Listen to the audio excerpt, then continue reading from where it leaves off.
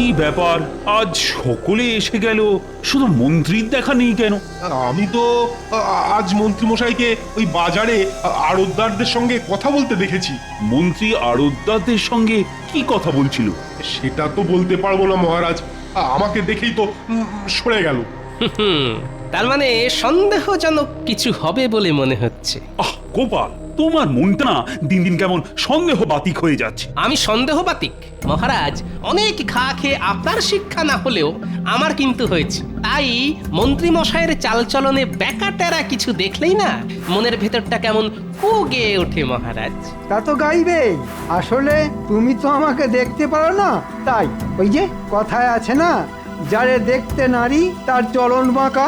মহারাজ, বাজারের আড়তদাররা আড়ত বাড়াতে চাইছে, তাই তাদের আরো কিছু জমি লাগবে, সেই নিয়েই তারা আমার সঙ্গে কথা বলছিল। আড়তদারেরা বাড়তি জমির জন্য মহারাজের কাছে না এসে মন্ত্রী মশাইয়ের সঙ্গে কথা বললো কেন? এটা খুব ভালো কথা মহারাজ। তাদের ব্যবসা বাড়লে রাজ্যের ভালো, আর আমাদের কোষাগারেও বাড়তি খাজনা আসবে।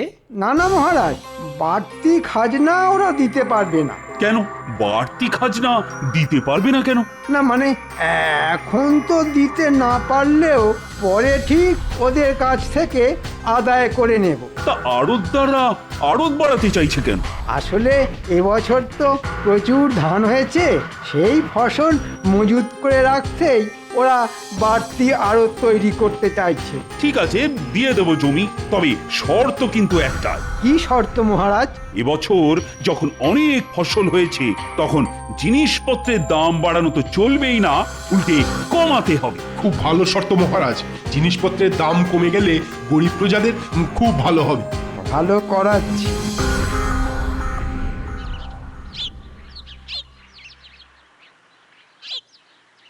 বুঝলে গোপাল, আজ বেশ জমিয়ে মাছ ধরতে হবে।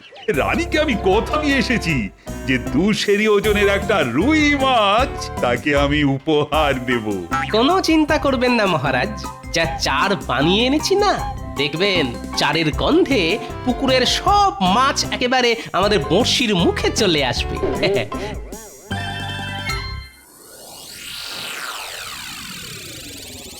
শোন, অনেক বলে কয়ে তোদের জমি দিতে মহারাজকে রাজি করিয়েছি। এখন তোদের কথা দিতে হবে যে আমি যা যা বলবো তোরা তাই তাই করবি। ঠিক আছে মন্ত্রী মশাই, আপনি যা যা বলবেন আমরা তাই তাই করব। তা কি করতে হবে আমাদের? এবছর ধান তো প্রচুর ফলেছে, তাই মহারাজ দাম কমাতে বলেছেন। প্রথম কদিন তোরা দাম কমিয়ে দিবি, তারপর সব ফসল অন্য জায়গায় সরিয়ে দিয়ে বাজারে ঘাটতি তৈরি করে হু হু করে দাম বাড়িয়ে দিবি। দাম বাড়িয়ে দেব? হ্যাঁ, এতে তোদের বাড়তি যা লাভ হবে তার অর্ধেক দিবি আমাকে। কি মাথায় ঢুকেছে? কিন্তু হু হু করে দাম বাড়িয়ে দিলে মহারাজ যদি রেগে গিয়ে আমাদের বিরুদ্ধে কোনো ব্যবস্থা নিয়ে বসেন? আরে অত ভয় পাচ্ছিস কেন? মহারাজকে সামলাবার দায়িত্ব আমার, তোরা শুধু আমার কথা মতো কাজ করে যাবি। ঠিক আছে, তাই হবে। আজ তাহলে আমরা আসি মন্ত্রী মশাই। হ্যাঁ হ্যাঁ, আয় আয়। আড়তদারদের নিয়ে দারুণ একটা চাল চেলেছেন তো।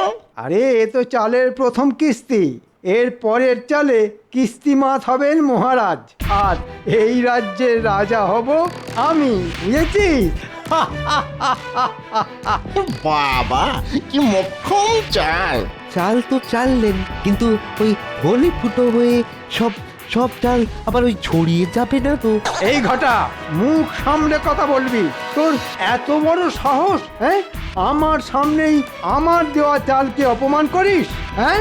অপরাধ অপরাধ নেবেন না, আসলে আসলে ওই এতদিন ধরে দেখে আসছি তো। কি দেখে আসছিস? ওই যে অনেক ফন্দি আপনি আঁটেন, কিন্তু ওই গোপালের ওই বুদ্ধির কাছে শেষ অব্দি হেরে গিয়ে ওই যাকে বলে কিনা ওই ওই ল্যাজে গোবরে হয়ে যান। ল্যাজে গোবরে? বেরো বেরো হতচ্ছাড়া, এক্ষুনি দূর হয়ে যা আমার বাড়ি থেকে। এই জীবনে তোর মুখ আর যেন কখনো না দেখি। যা, দূর হ, দূর হ।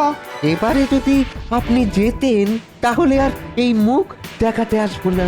হ্যাঁ, তবে তবে আবার যদি ওই হারেন তাহলে এই শ্রীমুখ ঠিক দেখিয়ে যাব। হ্যাঁ, তবে রে এই জন্যই বলে যার শিল যার নোড়া তারই ভাঙে দাঁতের গোড়া।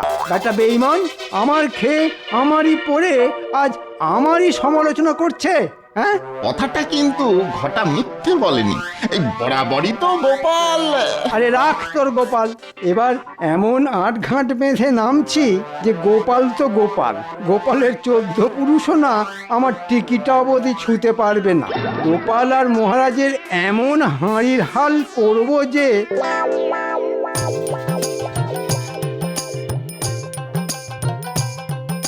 কি গো গোপাল, আধ ঘন্টার উপর তো হয়ে গেল, একটা মাছও তো ধরা পড়লো না। সবুর করুন মহারাজ, সবুর করুন। মাছ ধরার প্রথম কথাটাই হলো ধৈর্য। মহারাজ নড়ছে নড়ছে, টেনে ডুবোতে গেলেই মারুন হ্যাঁচকা টান। লেগেছে লেগেছে, মুখে বড়শি লেগেছে। এবার এবার এবার আস্তে আস্তে আস্তে আস্তে সাবধানে টেনে টেনে তুলুন। বাবা, আরে এই গোপাল, এই কত বড় বাবা, ওজন মনে হয় 200 থেকে বেশি হবে। কিরকম চার মেখেছি বলুন। মহারাজ আপনি মাছ ধরছেন, খুব ভালো খুব ভালো। বাহ বাহ বাবা বাহ বাবা, কত বড় মাছ! তা এখন এই কাগজে চট করে একটা স্বাক্ষর করে দিন তো। কিসের কাগজ? ওই যে আড়তদারদের সঙ্গে একটা চুক্তিপত্র। আড়তদারদের সঙ্গে চুক্তি? কেন, এতদিন তো যা হয়েছে সবই তো মুখের কথায়। না না মহারাজ, দিনকাল পাল্টে যাচ্ছে, মুখের কথায় এখন কি সব কিছু বিশ্বাস করা উচিত? তা কি লেখা আছে ওই চুক্তিপত্রে? ওই যে এখন খাজনা দিতে না পারলেও 1 বছর পর থেকে খাজনা দিতে হবে, আর জিনিসপত্রের দাম কমাতে হবে। এই কথা, ঠিক আছে, দাও, স্বাক্ষর করে দিচ্ছি। না মহারাজ, না পড়ে স্বাক্ষর করবেন না। হ্যাঁ, সেটাও ঠিক। শোনো মন্ত্রী, দেখতেই তো পাচ্ছ এখন আমি মাছ ধরায় ব্যস্ত। কাল রাজসভায় চুক্তিপত্রটা নিয়ে এসো, আমি ভালো করে পড়েই না হয় স্বাক্ষর করে দেবো। কিন্তু ওরা তো আজকেই চাইছে, কারণ ওরা আজ যে নতুন আড়তের ভিত পুজো করতে চায়। তা আজ ভিত পুজো হোক, কালই না হয় হবে চুক্তি। তুমি চুপ করো তো। কথা হচ্ছে রাজা মন্ত্রীর মধ্যে সামান্য ভাঁড় হয়ে মাঝখান থেকে আমাদের কথার মধ্যে ফুট কেটো না তো। দিন মহারাজ দিন, সইটা করে দিন। দেব? হ্যাঁ মহারাজ দিন।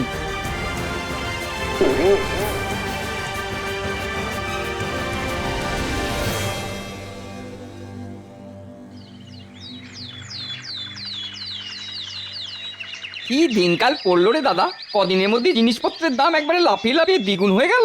আর একটা জিনিস লক্ষ্য করেছ, খুচরো বিক্রেতাদের কাছে তেমন জিনিসপত্র নেই।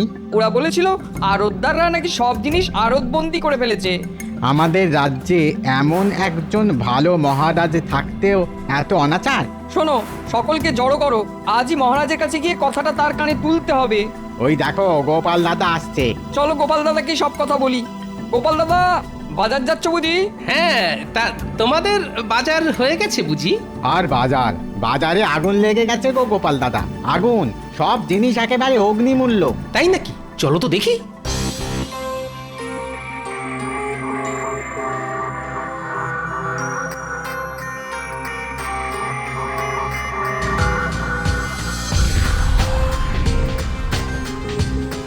কি ব্যাপার, জিনিসপত্রের দাম নাকি খুব বেড়ে গেছে? হ্যাঁ গো গোপাল দাদা, আর দাম বেড়ে যাওয়ার জন্যে বিক্রি বাটাও তেমন নেই। তা এবছর তো সব দিক দিয়েই ভালো ফলন হয়েছে, তাহলে দাম বাড়লো কেন? সেটা কি করে বলবো গোপাল দাদা, আসলে যতদূর শুনেছি তাতে আড়তদাররা সব জিনিস কিনে আড়তে মজুত করে ফেলেছে। সে কি? আর এর ফলে খুচরো বাজারে যোগান কম আর দাম দ্বিগুণ। না না না, এ তো একেবারেই ভালো কথা নয়। শোনো, তোমরা আজ রাজসভায় এসো, মহারাজ নিশ্চয়ই একটা ব্যবস্থা নেবেন।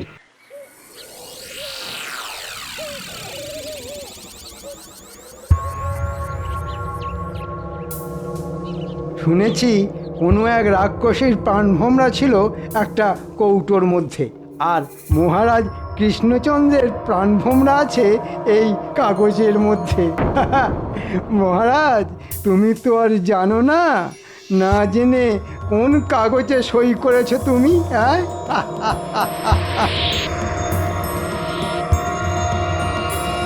কিছু একটা ব্যবস্থা নিন মহারাজ, নাহলে আমরা যেসব না খেতে পেয়ে মরে যাব। হ্যাঁ মহারাজ, না খেতে পেয়ে মরে যাব।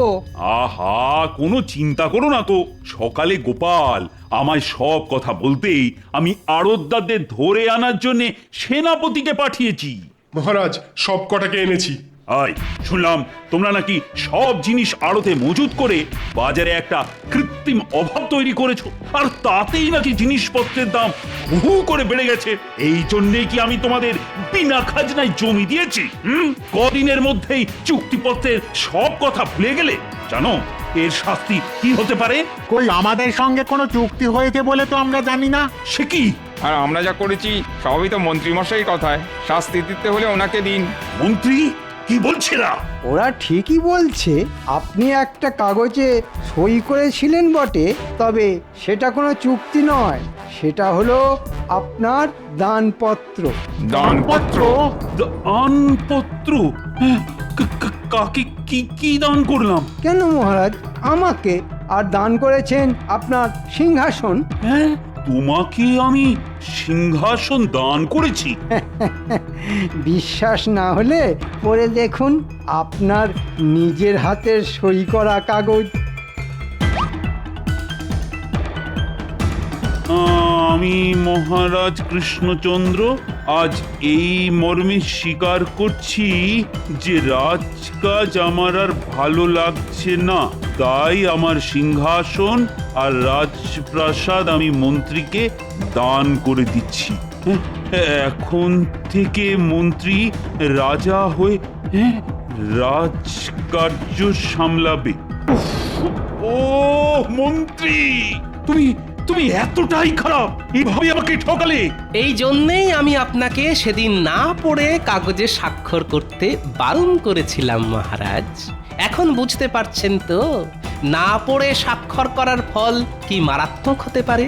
বুঝতে পারছি গোপাল, হাড়ে হাড়ে বুঝতে পারছি।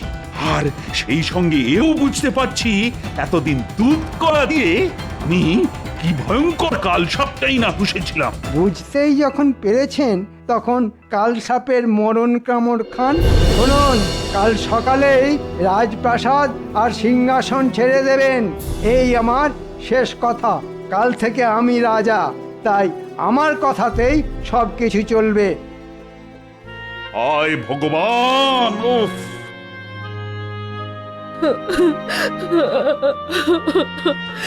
এখন এখন কোথায় যাবেন মহারাজ? জানি না কোন গাছতলায় গিয়ে আমাদের দাঁড়াতে হবে।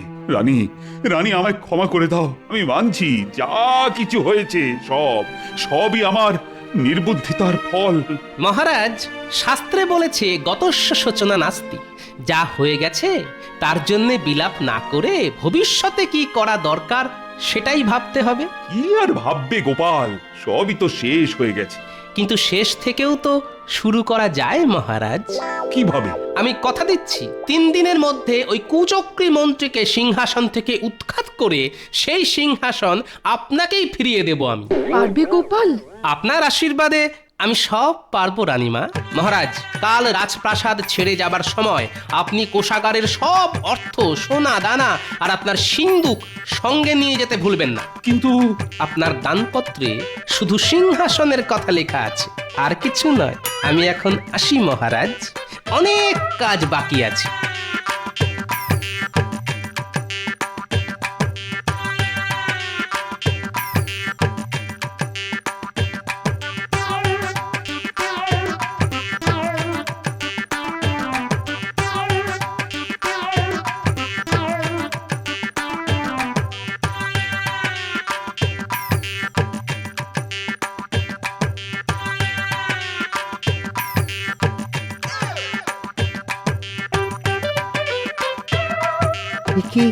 কি শুনছি গোপাল দাদা?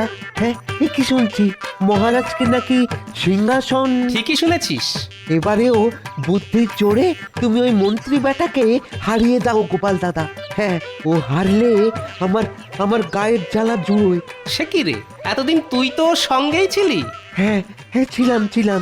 আর এতদিন ওর কথায় কত খারাপ কাজ করে গেছি, অথচ এখন আমাকেই তাড়িয়ে দিয়েছে। মন্ত্রীকে হারাতে হলে তো আমায় সাহায্য করতে হবে তোকে। কিরে, পারবি?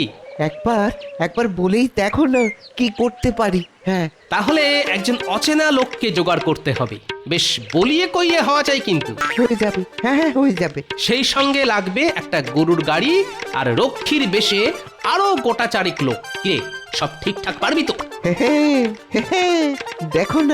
দেখো না কি করি। তাহলে কি কি করতে হবে শোন।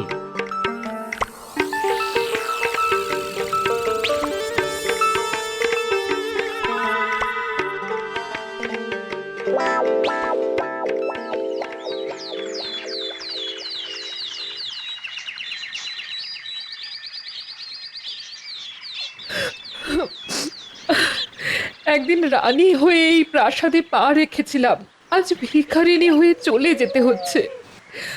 আমি তো বলেছি রানীমা, 3 দিনের মধ্যে ওই কুচক্রী মন্ত্রীকে সিংহাসন থেকে উৎখাত করে সেই সিংহাসন মহারাজকে ফিরিয়ে দেব। যাও যাও, সব করবে। এ কি, গরুর গাড়িতে সিন্দুক তুলছেন কেন? কি আছে ওতে? রাজকোষের সব অর্থ আর সোনা দানা। না না, উনি এসব নিয়ে যেতে পারেন না। কেন পারেন না কুচক্রী মশাই? দানপত্রে শুধু সিংহাসন আর রাজপ্রাসাদের কথাই লেখা আছে, রাজকোষ বা মহারাজের সিন্দুকের কোনো উল্লেখ নেই। চা বাবা, তাড়াহুড়োয় খুব কাঁচা কাজ করে ফেলেছি দেখছি। চলে আসুন মহারাজ।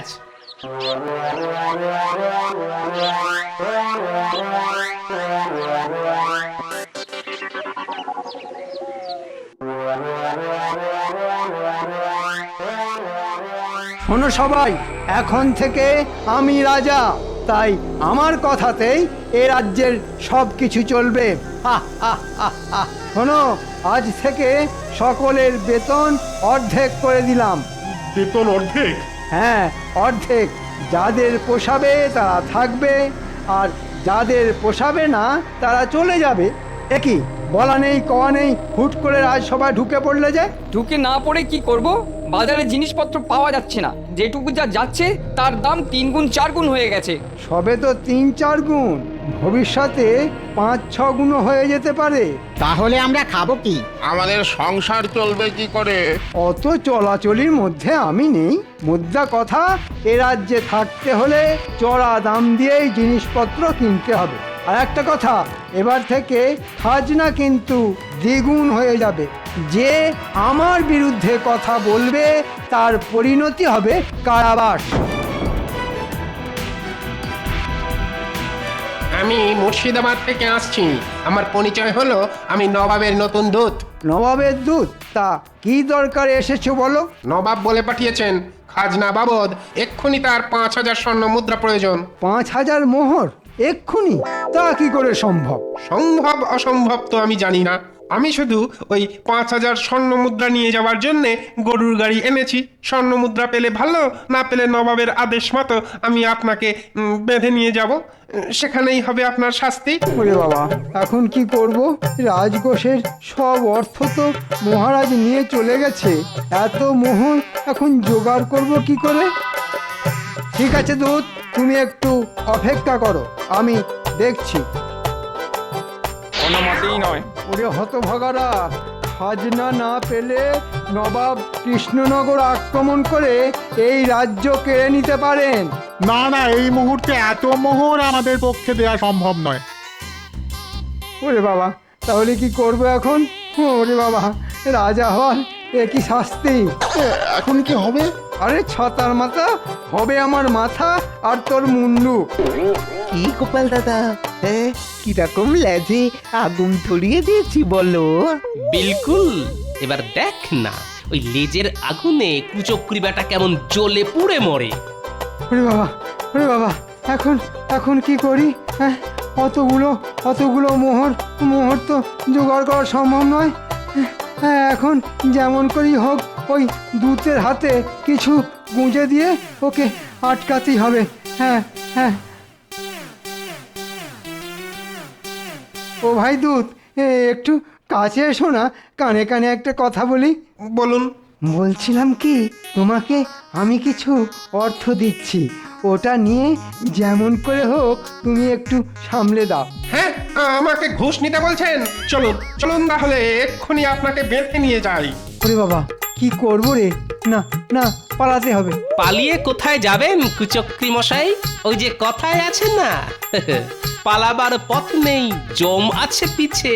আমায় আমায় ছেড়ে দাও গোপাল, আমি রাজা হতে চাই না। তাহলে ওই দানপত্রটা দিন।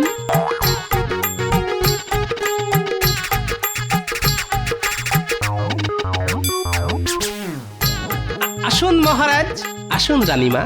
মহারাজ, বলেছিলাম না 3 দিনের মধ্যে কুচক্রী মন্ত্রীকে সিংহাসন থেকে উৎখাত করে সেই সিংহাসন আপনাকে ফিরিয়ে দেব। যান মহারাজ, সিংহাসনে গিয়ে বসুন। ঘটা, আয় রে, এবার তোর নিয়ে আসা নবাবের সাজানো দুধকে চলে যেতে বল। ওর পারিশ্রমিক আমি পাঠিয়ে দেব। সে কি, এ নবাবের আসল দূত নয়? তাহলে এত মিথ্যাচার? আপনার মতো দুরাচারীর সঙ্গে এটুকু মিথ্যাচার তো করতেই হবে কুচক্রী মশাই। কি মন্ত্রী না মানে ওই কুচক্রী মশাই, এবারেও আপনার সব চাল ছড়িয়ে গেল তো। ঘটা, আমি তোকে সেনাপতি, বন্দি করো এই বদমাইশকে। এখন কদিন কারাগারে থাকুক, তারপর হবে বিচার। আজ গোপালের বুদ্ধির জোরে আবার আবার সব কিছু ফিরে পেলাম। বলো গোপাল, কি চাও তুমি? মায়ের কাছ থেকে আশীর্বাদ ছাড়া আর কি চাইবার আছে সন্তানের? ওইটুকু পেলেই আমি সন্তুষ্ট রানীমা। জয় গোপালের জয়। জয় গোপালের জয়।